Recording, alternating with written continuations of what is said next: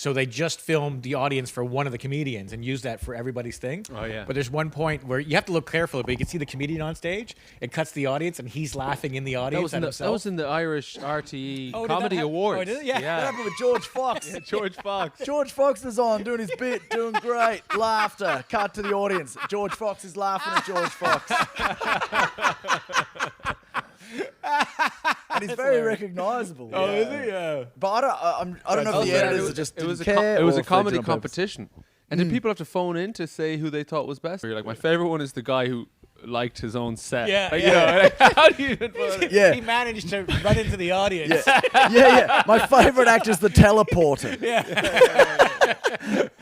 The one who paid his twin brother to sit in the audience dressed as him. That'd be great. It's like that movie, The Prestige. That's right. There you go. Oh, yeah. The Prestige 2. Yeah. Prestige too. It's just the same tricks, but even more elaborate. Prestigier. Prestigia. So we're just talking off air. So we probably met in the Edinburgh Fringe. We just Eddie met and at you- the Edinburgh Fringe. You this met at the year. Edinburgh Fringe. Yeah. When just gone? Yeah. I think so. Yeah, cool. How many solo shows you done at the Fringe? At the so Fringe, probably 4 solo shows, and then one year I did a play too. What was the play? The play was called Always the Bridesmaid. And who were you in it? I wasn't in it actually. I just wrote and directed it. I decided not to be in it. I just really like that play. Went to it every day, full month. Yeah. Part of the team. You No. wrote and directed I it. wrote and directed it. Yeah, Good yeah. on you, yeah. man. Yeah, it's one of those things that I always had the idea for that. So like a play's really weird because you have to write something, especially if you're at the Fringe. You have to write something that's going to make sense while it's all in one room. You know what I mean? You can't do anything more elaborate that in your 55-minute slots.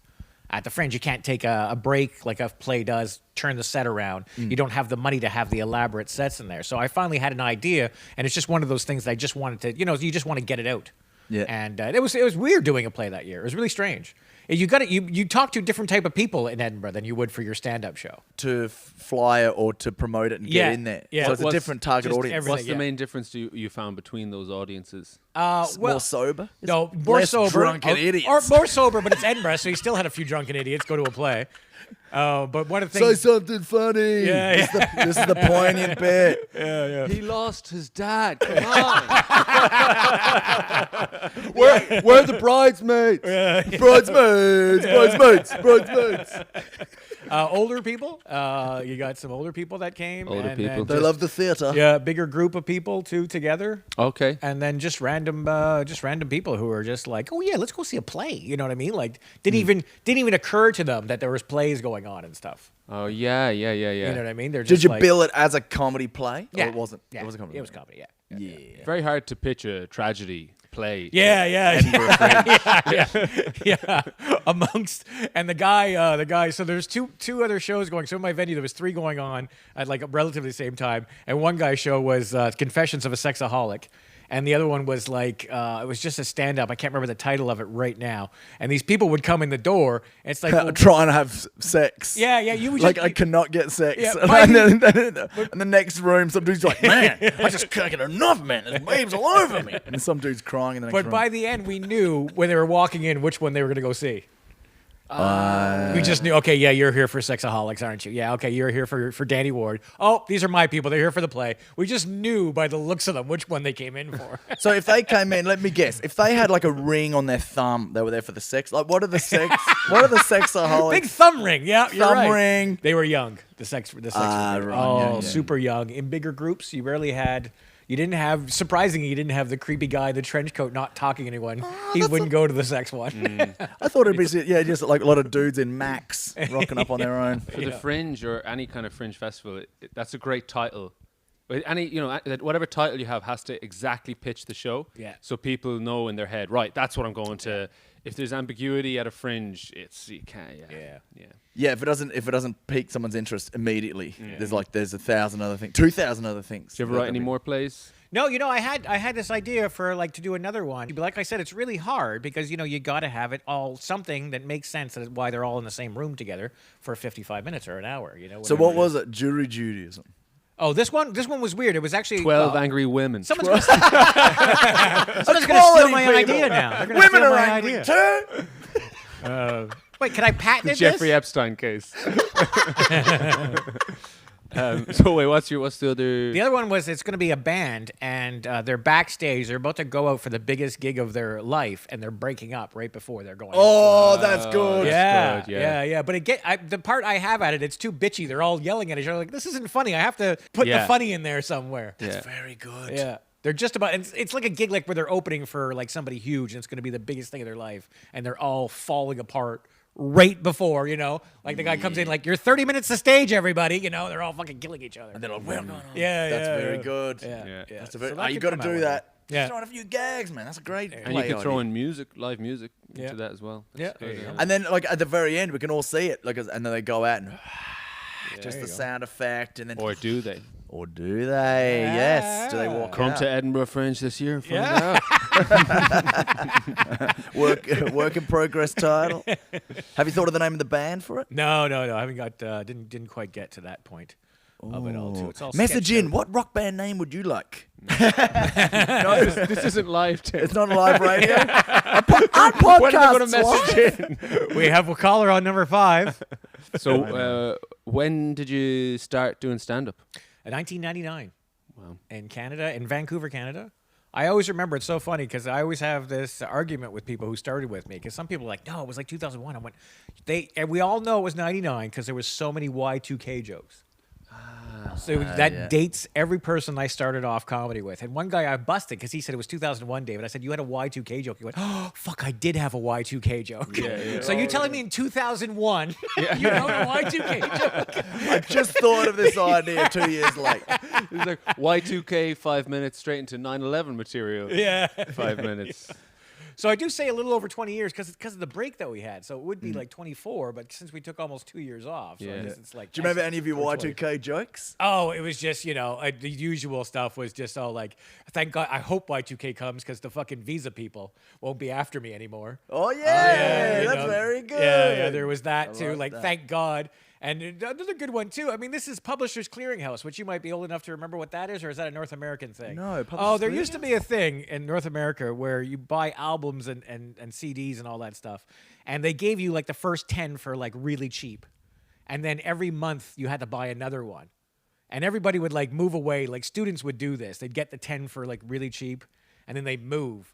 You're right, and then they would track you down eventually to get it to them. So they would Y2K. They would forget who you are. Like anyone who was having a shitty life, like Y2K was a good thing. You know what I mean? They were just gonna wipe clean, and Yeah. the moment they woke up the next day, like fresh life. So it worked out well. I think would have been for a few people if it would have happened. Yeah.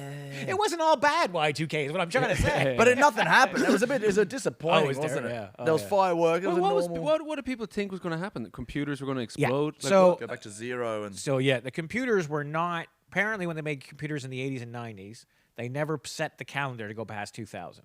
But I think they did. I think there was just this really out went of back to control. zero, didn't it? Yeah, that would be a pretty big mistake. I know. Yeah. So they thought planes were going to fall out of the sky. Yeah. And, like the satellites were going to Yeah. screw I up. knew or people who were in a something. bunker. People were in bunkers. Yeah. Yeah. You knew people in I a knew bunker. people who this is in Alberta, Canada. Any good gigs down there? Probably a good one. Who Bunker like gigs. The comedy cellar. packed it up and went in there thinking it was the end of the world, or not the end of the world, but Yeah, that's more common. Well, definitely, I knew someone in America who, I think it was, I met them around 2019. Like the fear of Trump, the fear of all these different things Yeah. that were going on politically, and she had like in her cellar just like stacked with tins and everything, and Yeah. just kitted out for like 2 years of to live in a basement. It's like a lot more common. What are they called? Those it's like people who well, they bomb shelters is kind of the word that they use. Oh, you're Yep. talking about doomsday preppers? Is that the word doomsday you're referring preppers. to? Yeah, preppers. Preppers, Yeah. Preppers. You know, there's no- preppy preppers are the new one. The new preppers. The preppy preppers. yeah, well-to-do preppers. Yeah. There's no preppers in Ireland though. No, because I mean, I guess people.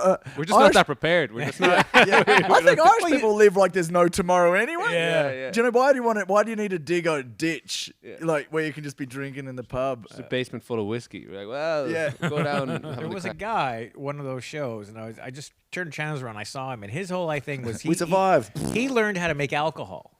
What? He learned how to make his own booze in the house, right? And it wasn't just wine. It was going to be, I think he learned how to make like whiskey. He learned how to make beer. He learned how to make like bathtub gin because that was a thing back in the 20s. You had to make it in the bathtub. And he learned to do all that stuff. And his idea was like, I don't need food. I don't need protection. I'm just going to make booze and trade it for everything because everyone's going to want booze. Oh, my God. That was his plan. And I remembered lockdown at its peak. My wife wanted a bottle of wine, and she clicked like 2 things on her phone, and this guy drove up in his scooter and dropped off wine for us. You know what I mean? Here's this guy thinking like, I got it nailed. They're gonna need booze. You know what I mean? And like lockdown was one thing where we did not need booze. There was still whatever these people did. There was still plenty of alcohol in lockdown. Yeah.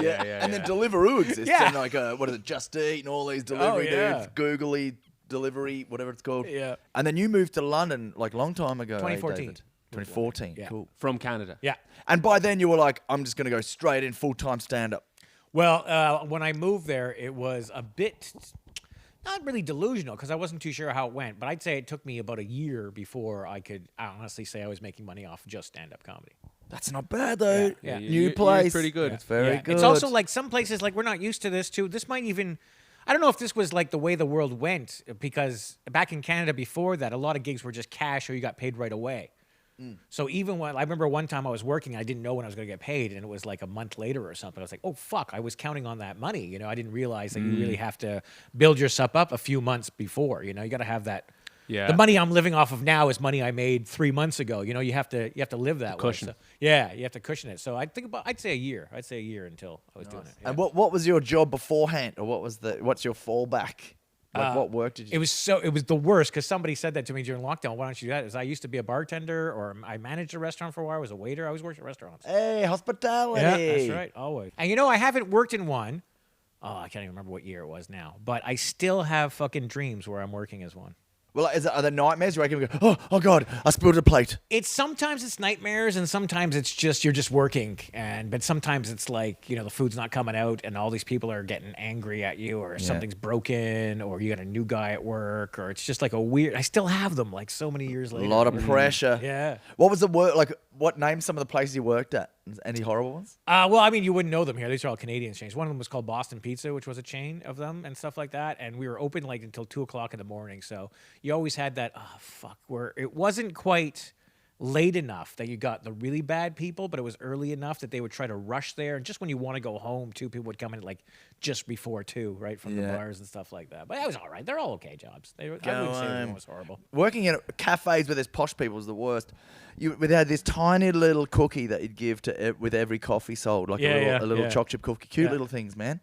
And they'd always leave them there, always. Doesn't matter what coffee they got. On the sauce, there'd be a little cookie, right? Always leave them there. And then we threw out so many. Well, they threw out so many. I ate put them them back into the. Oh, I ate them all. Yeah. They all came back back. into I the ate them all, man. I ate them all. And then one day the manager's like, "Look, we're spending so much on these cookies. I'm the only one eating them." He didn't know that. He's like, "We're not doing the cookies anymore."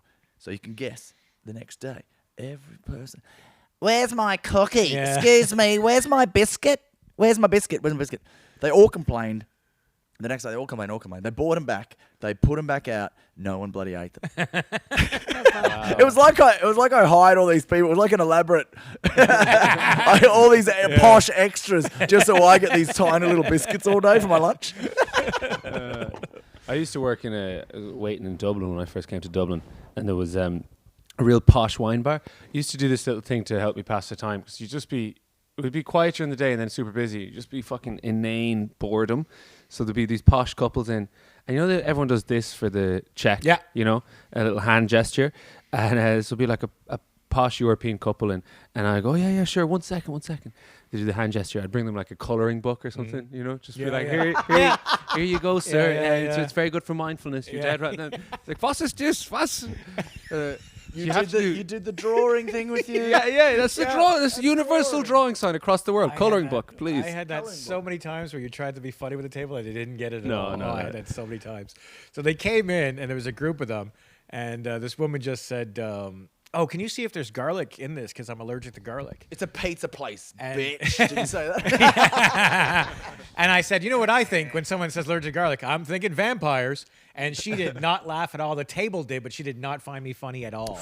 Yeah, that's the worst with the Yeah. person. Yeah, then it feels like I'm picking on her. You're emceeing your table. Yeah. You know? You're like actively losing tips, but you're like, they're laughing though. They're laughing. Yeah, her boyfriend just said, I never thought of that before. You know, he's been dating her how long, and it never occurred to him that I learned the garlic vampire? No. Man, there's some of I think really funny lines in the real life. That's why we do this in the comedy club, because it doesn't work in real life. Yeah. I bought a pack of you get underpants and a pack of 5 Yeah. in Marks and Spencer's on Grafton Street, and I paid for them, and she gave me the receipt. She goes, "There's your receipt," and I go, "Great.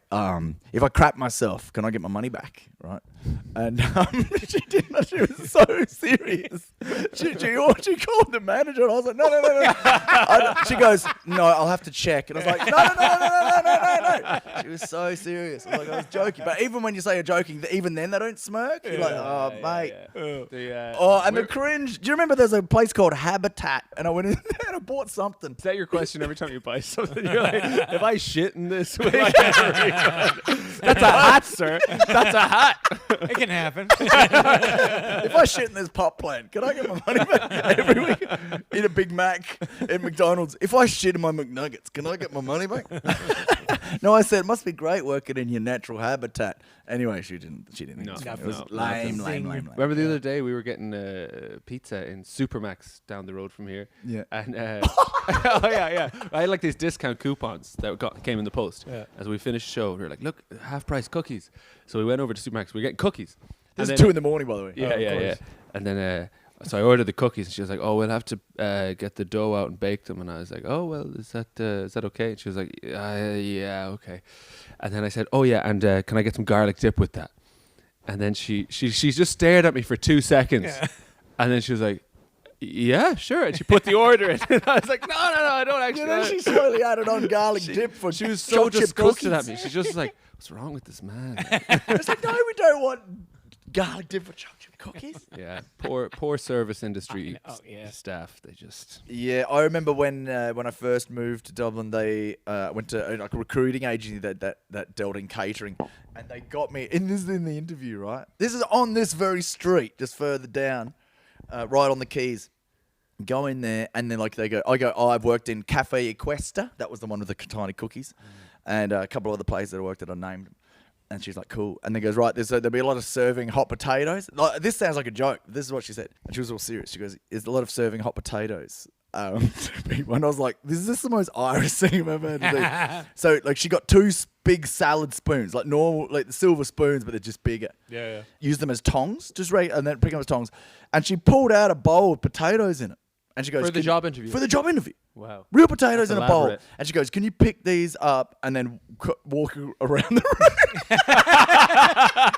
Like a sports Oh day. my God. Like an egg and spoon race. Yeah. And I had to do it. And I didn't drop the potato, and I put it back in the bowl. She was like, "Very good." I never got the job. I was like, "What do you have to do?" Like, there What's must the be next dudes juggling the potatoes. What's the around. next question? Read this sentence out. Like, you know, with a basic fucking Menu. motor skills. Read That's it. right. Yeah, well yeah. done. Now, what is this? A carrot? Congratulations. It was just really random, eh? So, yeah, service industry. And then, so you went to London. Yeah. Within a year, you're smacking it out, full-time comic. Yeah, not smacking it out, but yeah. Yeah. I don't even know what that's supposed to mean. Ups and downs. Yeah, of it. smacking it out. Did you do bar work in the meantime? No. Cool. Straight No, I couldn't imagine doing bar work and not making tips. That's the one thing about growing up in North America. Yeah. I mean, that's what we live for. That's what you do it for. That's why you're nice to people. That's why the Canadians are so polite. Cash people. You know? Yeah. I mean, you know, like Canadians outside of Canada. Yeah. You fucking asshole. yeah. I Here's your fucking lasagna. couldn't do it. Yeah, and it was just one of those things. Like I was in London, I wanted to do something different. You know, was there for comedy too. You know, and stuff like that. And bar work usually takes like Fridays and Saturdays away from you too. That's why I had to stop doing it. You know, Yeah. it takes away your gig It's night, true. so. Bar staff don't really get tips. I mean, they get like some small tips, but Yeah. waiting staff in Ireland anyway do get tips. Yeah, they sometimes- generally get 10% yeah. tips in a restaurant. Yeah. But then the bar staff, I mean, they've got an equally hard job, but then they just don't get tips. Yeah. I don't know. And also, it's weird in restaurants here because it's added on the bill, so you don't even know who does that go to. Yeah, so in Canada, is it you know it goes to the waiter, goes to waitress waiter. you Yeah. had. Yeah. That specific, right? Yeah. And then sometimes they have to give a portion of that to the staff. Okay. The staff, like the bus boys and the bartenders in the kitchen. All the places I worked in Ireland waiting was an equal split between Yeah. the staff on the floor that night. So it's, you throw it into Yeah. an envelope and then it goes that day. So anyone working then at the end of the month. But there was always that sneakiness of one person or two. You kind of see they say you. That's just for you. Yeah. Well, there's people coming in say that, but then it's not just for you. But some staff will be like, it is just for me. Yeah. You'd see them in their pockets. Yeah. I mean, I don't blame them.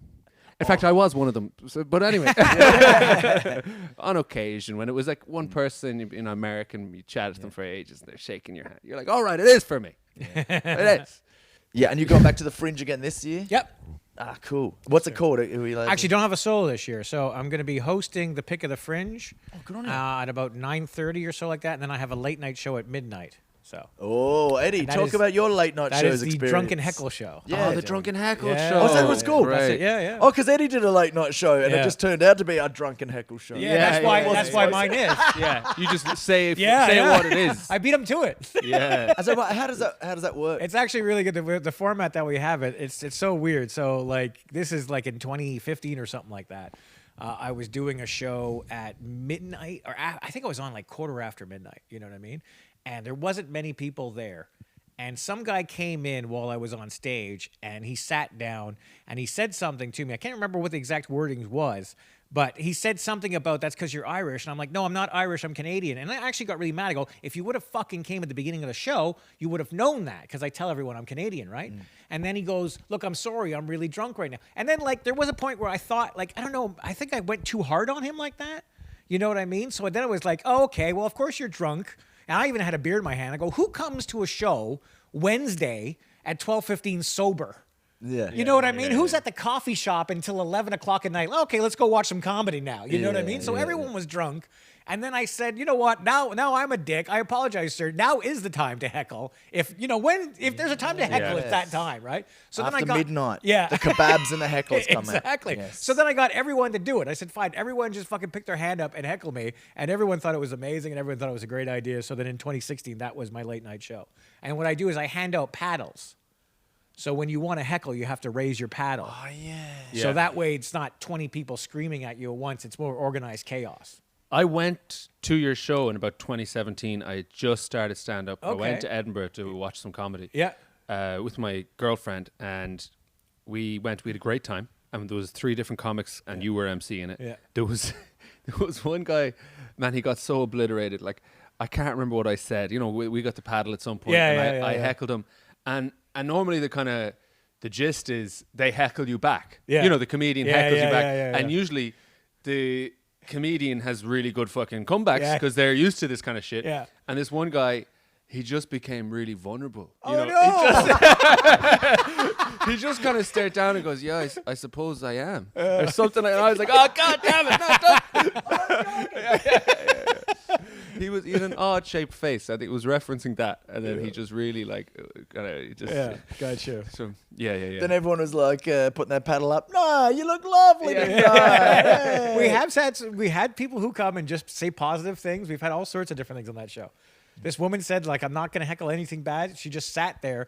And the first couple times she said something, the audience just wasn't getting what she was doing. And then they got what she was doing and everyone loved her. Yeah. Because they just walked on stage and she would just be like, I really enjoy your beard. You know what I mean? She would just say shit like that randomly. And it kind of throws you off as a comedian too. Yeah. Like, oh, well, thanks. What do I say back to that person now? You know what I mean? Yeah. So it might have even been her thing. Like, I'm going to screw them up by being kind to them. It's true. You can't rip into them. Yeah. You can't tell them to shut up. Yeah. Because then you turn the audience against. She's being lovely. What the hell is wrong with you? Yeah. That's going to be fun. It's going to be a fun year, man. Yeah, that'll be at the Beehive. You don't have to direct anything. Nice. Nice. That's a good venue. Sign me up. All right, I'll there come you go. in. Yeah, Yeah, that'll be fun. definitely. I'll get whoever was on stage to come and do it to you now. Yeah, I'll figure out who that was. With the mad face. Odd-shaped face. Just, that eliminates only a few people in comedy. Yeah, but most comedians have an odd face. yeah. Oh yeah, so yeah, you moved to London. Yeah. And then you were single at the time. Yeah. You came over and you were like, right, and you were just out every night gigging and that. Yeah, and that as sort of much stuff. as I could, yeah. And then were you living in like comedy accommodation? With like 5 There was acts. there was 4 of us, and when I moved in there, none of them were comedians. And then after that, I got there was somebody moved out, and I got another comedian to move in there. Oh, actually, that's a lie, because one guy who I met him because he took the course, but he never started doing it after that. Yeah, right. So of the 4 of us living there, 2 of us were comedians. One guy had taken a course, and then there was the other one. So Nice. And who were the other comedians? Any comedians come over with you? no, Or any other Canadians that you started with no, that it's are so still weird. about? It was so weird moving to the UK because I didn't know. I worked with Wilmot a few times, but the guys like Tom Stade and Phil Nickel had all moved here way before I did. But they are from around like West Canada. as well? No. Ish? No, yeah, I think, yeah. Tom stays from a really small town called Quesnel. It's northern BC. And it's weird because I was with a comic and we did a gig in that town. And he asked the crowd, I said, you guys know who Tom Stade is? And they all cheered. So they all knew who he was. great. I'd never met him before, or even heard the name before. And then when I came here, I was like, I played your town that you're from. He's from a small town in Quesnel. And Glenn Wool as well is a guy who, he was from the West Coast, but he's another guy I'd never met before. So these guys were established here and going for a long time, but I had never worked with them before. Nice. It's good. It's tight-knit. Any big differences in UK comedy versus Canadian comedy style-wise? Canadian and American are the same. So it'd be North American. It's so weird. We can't 'cause- say that. You can say that. Yeah, we can't say that. You can't use those words. It actually here's one of the problems with being a stand-up in Canada as opposed to every other country is that people like when they're watching stand-up on TV or they're watching it live, they like to hear their own accent. So Australia will have Australian comics on TV, New Zealand will have New Zealand comics on TV, but Canada, we don't need Canadian comics on TV because Americans have our accent. So it sucks to be Canadian. There's not many opportunities for that television exposure because we could just watch everything from America and you hear your audience, you identify with that person's problems. There's not a lot that goes on in America that's not in Canada at a smaller scale too. You know what I mean? Like School shootings. Yeah, we got way better gun control and we have way better healthcare. And The besides, two main things, really. Yeah, You don't yeah. want to die somehow. yeah, The two yeah. fundamentals And if of you any society. And if you do get shot, you can get cured easier too. With that very slim chance of getting shot. Chances are you'll be all right. We're ready to help if that happens. Might be a BB gun or just a paintball. Yeah. But So in there, I find that the audience has a shorter attention span. We Canada. don't have breaks. We go right through the show. So in that thing, we're worried that if there's a break, it's going to ruin the momentum. They're going to get up and either leave. And I was worried about that when I first got here. And that rarely happens that on a break, anybody leaves the show. And if it does, it's normally the dickheads that you wanted to leave. yeah, that's Nine right. times out of 10, if anyone leaves on a break, it's like, oh, fuck, thank God they left. It's all. Do you think it's all just the consumption of alcohol in UK and Yeah. Ireland that like they need a break Yeah. because they're just pints. Oh, yeah, pints. yeah. You need What to you- get another pint. You need to go to the toilet. UK and Irish audiences, do you think they drink more than the Canadian audiences? Oh, that is so hard to say. That is so hard to say because we do enjoy a few beverages in Canada as well. I would say that you guys start earlier in the day. If I were to say a stereotype. Yeah. I mean, we've done a show like 8 p.m. and we had to kick a guy out. And I'm like, what time did you start? That you're falling down drunk at 8 p.m. Like, you know what I mean? That's, I'm still tasting toothpaste in my mouth right now. This guy's falling down drunk. And he's like using beer as Listerine, swishing it around. Oh, What the fuck is going on? Why are Taste we the drinking hops. so and hardcore early too? It's not like I'll have a shandy. You know what I mean? No, it's just boom, boom, boom, boom, boom. And then how long does the show go for then? Like an hour and a half? Yeah, like hour and a half to 2 hours. Yeah, it couldn't be longer than 2 hours with no break. Yeah. Here's what gets you every time. Here's a little tidbit if you're ever moving to North America to do stand up. Is the worst thing is that you as every gig, it's a bit more big deal to be a headliner there, right? Because the headliner does the most amount of time. It's not like here where like some shows everyone does the same amount of time. It's double the time sometimes. So your opener will do 20, the headliner will do 45. You know? It's almost a solo show. Yeah, exactly. But when you're doing it for the very first time, it'll catch you every time that about 5-10 minutes left. So usually you're getting to that big laugh at the end and getting off stage. They hand out the bills to the table for people to pay. So it's this distraction of just love this table. Like I didn't have nachos. I'm not paying for somebody's fucking nachos. Who had nachos at this table? Did we have? I don't remember us having nachos. And it's just they're not heckling you. They're not being mean. There's just nachos on this bill that shouldn't be. Yeah. They have a legitimate concern. I mean, how come I nachos? There's something maths. There's maths going on while you're trying to do your final story. Yeah, exactly. And it doesn't bother me. It doesn't. It bothers me when there's not another show. Sometimes you have to have two shows, so you have to get the bills out. As soon as the show's over, they got to pay. They got to fuck off. We got to get new people in here. But sometimes they do it when there's not another show afterwards. Yeah. You know what I mean? Yeah. Could you just wait 5-10 minutes? Yeah. That's why the Sometimes- headliner has to storm it because you have to do it over everyone getting the calculator. And time they're set. That if it's a 45-minute set, 15 minutes to the end, they do all their material about bills and nachos. Yeah. Have you ever been at a table and someone orders nachos and you don't know who ordered the nachos? You got to smell their breaths to see who had the nachos. Jalapenos, I knew it was you, Margaret. There's nothing will throw you more because the first time you're not used to it, and like you think you're being heckled, or you might turn around and like, what did you say? Oh, sorry, we don't know who had the wine. Like, oh, okay. And then there's no. You know what I mean? There's no, as a comedian, there's no making fun of that person. There's no coming down on that person. They have a legitimate concern, like I say. There's a thing. Or someone's car's not working too, right? If you try to pay my card, it's not working, and this is going on like 5 feet away from you while you're building up to your final bit. Yeah, because there is a thing in stand-up. The comedian on stage has to hold the attention of the room. Yeah. And then if there's a distraction, and then the comedian can kind of regain the audience in a direct way, you can be a bit fucked then. Yeah. So if the person was nice and they just have a legitimate concern, and everyone's attention kind of is drawn to that, and then you can't fucking shut it down. Yeah, exactly. You're like, how do you win? You got to win that moment back, and then what do you do? Yeah. Fucking. What do you do? You ignore it. You yeah. ignore it all going on and just Power through. Yeah, exactly. Yeah. My first gig in Yuck Yucks in Yeah. Toronto Yeah. was one of the Yuck Yucks. There was it was Yonge Street, Yeah. which I didn't know was the longest street on earth. Yeah, Right. I believe. So I got the bus there, not from here. Like I got the bus there from Welland. I was staying in Welland, Ontario, which is near Niagara Falls, and I got to Yonge Street and I was like, there it is. And then I started walking. I was like, man, these numbers. Like, that's the thing in North America. It's not like 52. It's like 10,848. Like, numbers. Like here in Ireland, the same road will be 5 different roads. Yeah. Like George Street is South George Street, Wexford Street, Camden Street, but it's the same road. Yeah. And over there, they just have like, this is the road. Yeah. And then I was walking for an hour, and I was still nowhere near it, man. And then I had to get a taxi to get to the gig in time. That was the most Damo story I've ever heard. You know Why? Because it didn't go. Why? Because it didn't go anywhere. This goddamn street, blaming the street. Why is it so long? this street conned me. I'm always getting conned by maps and streets. It's like you just didn't check the map. You just didn't check the map. Like this is before like smartphones, but like I've been on the Nullarbor Plain in Australia like many times. Yeah. Yonge Street must be longer than that, man. Because I've been walking up and down.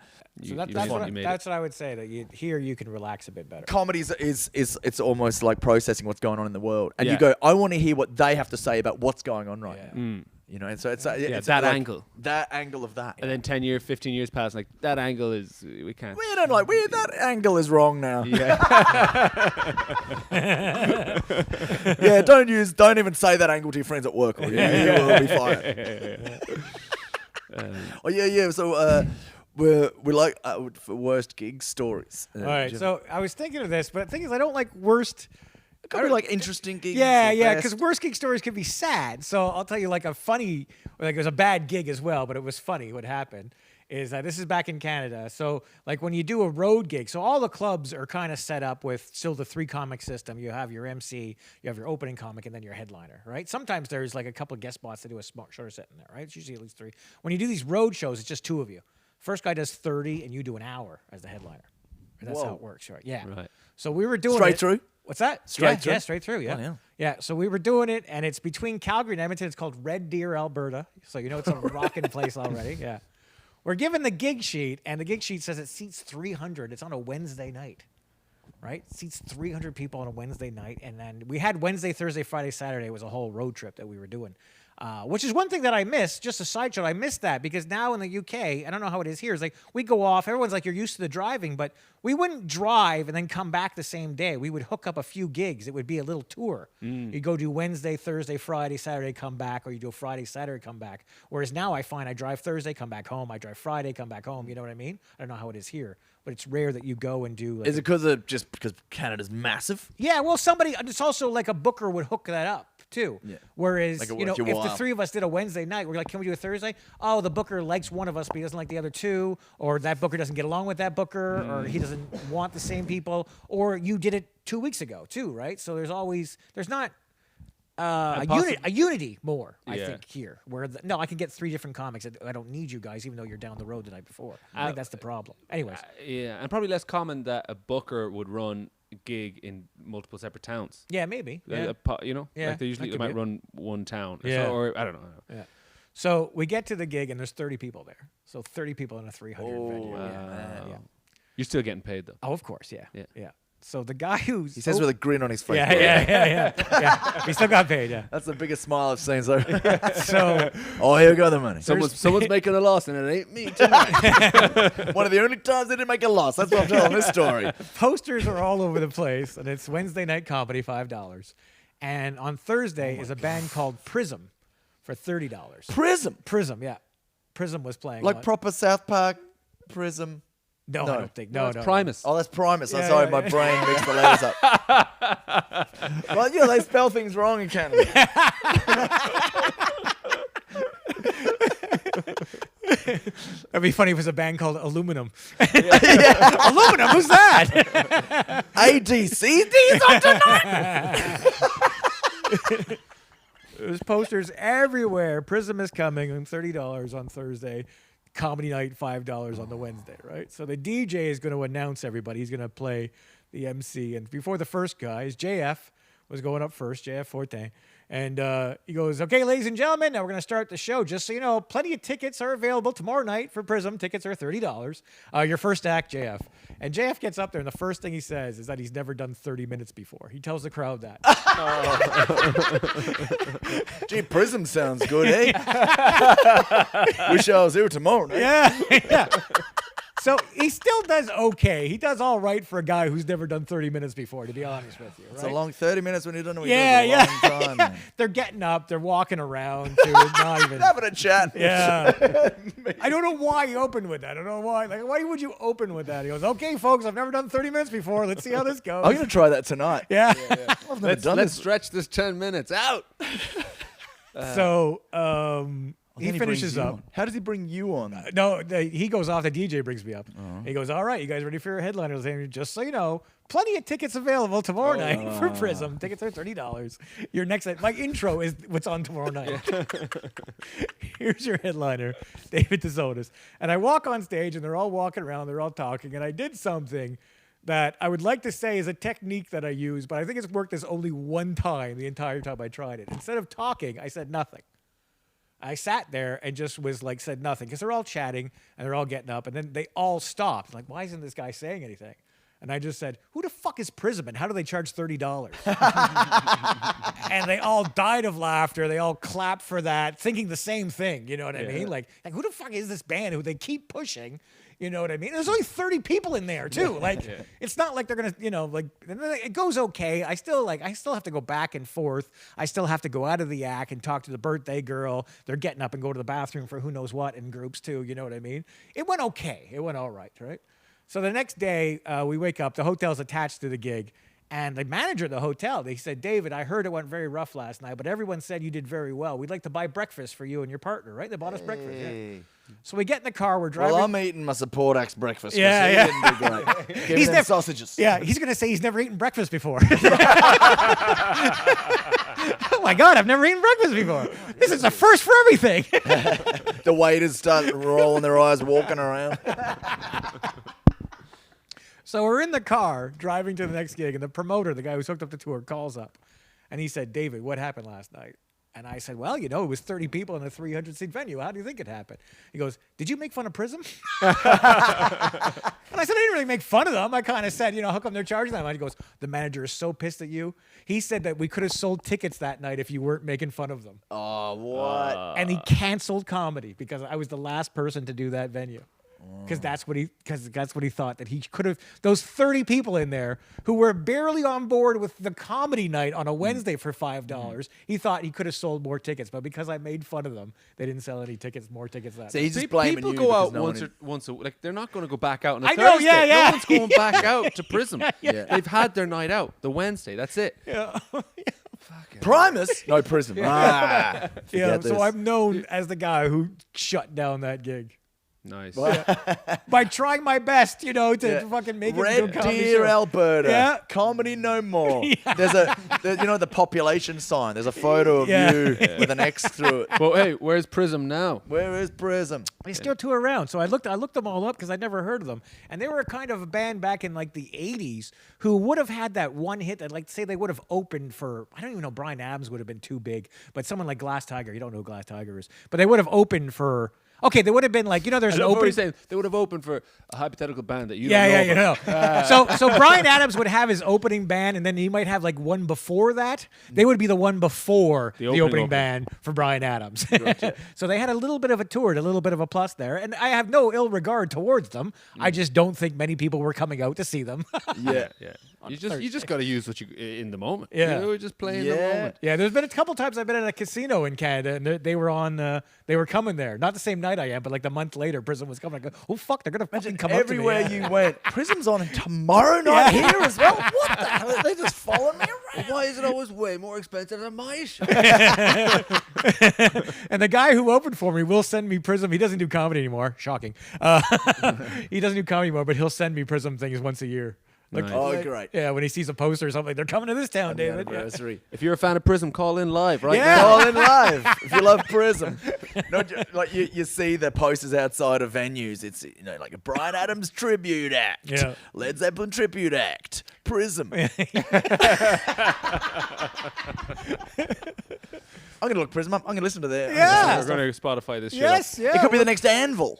Yeah, there you You go. know Anvil? They were Yeah. Canadian as well, Yeah, weren't they were, they? yeah. Anvil, Out of yeah, they were a Hamilton, massive rock Ontario. band, and then they got a reinvention after the Prism. They were going to get one. documentary. They almost had that one big deal breaker. The new manager was going to sign them up if they sold out that one gig. That one gig in Red 30, Deer. Oh, imagine 30 that. empty seats. Oh, man, that'd be so 270 fun. and Yeah. Yeah. 30 empty seats. Yeah. Yeah, And David Tsonos staring down the back in the dark. eating his breakfast.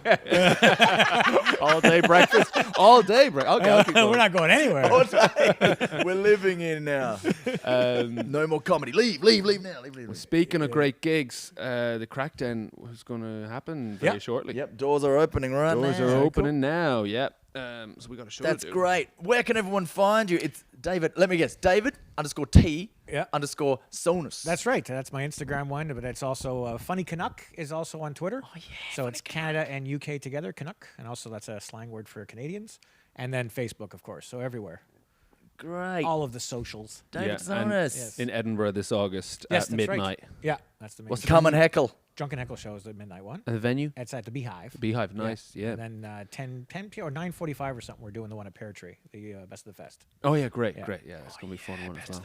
That That would was be really good solid. last year, too. Yeah, Yeah, that'd that be was great. great. Yeah. We have That's David, where we met. We have David Tsonos. He is the best of the fest. Yes, The biggest there you go. comedy festival on earth, and you're hosting the best of the fest. Man, that's pretty good, man. That's up there. Yep. Nice one, man. I'm looking Yep. forward to this gig. Hey. A big shout out to Re-Raw Beer. Thank you, Re-Raw. Re-Raw the Legends. Irish lager, the brew in Wicklow. We love Re-Raw. Yeah, Re-Raw's a great beer. It's a new craft beer. R.I. Fada. Do you know what Fada is? No. It's in Irish, on top of a vowel, if you put a little Fada, a little mark, Yep. changes the sound of a Okay, vowel. yeah, I Many gotcha. languages have it. Yep. We call them Fadas. And French, it's what? Accent aigu or accent grave? I don't know French, man. I know Irish. Or What did you call it? Accent circonflexe. Accent aigu is this way. Accent grave is that way. Oh, and you the got a little hat downwards and an is upwards. Accent circonflexe is the. What does the downward facing one change the sound to? Accent circonflexe, accent aigu, accent. Yeah, I'm getting them confused now because it's been a while. But yeah. Well, yeah, re-rub beer. It's R-I accent flex with the there you go. You got it. R-A accent flex. Accent flex, accent aigu. Yeah. So check out re-rub beer. Yeah. Delicious. Yeah, delicious. And check out David Tsonos online or look at your dates. Do you list your dates? Yeah. Oh yeah, it's all there. Yes. All right. If you're in UK or Ireland or Europe or maybe Canada again Yeah, soon, right, yeah. check him out. Thanks, David. Thanks, no problem. David. Thanks, fellas. Sweet. Good night. Good night. Drive safe. Red Deer. He apologizes. Red Deer, Alberta. We'll be back. He also said, did your opener say it was the only time he's ever done 30 minutes? Well, I can't control that. We're saying that tonight, all of us.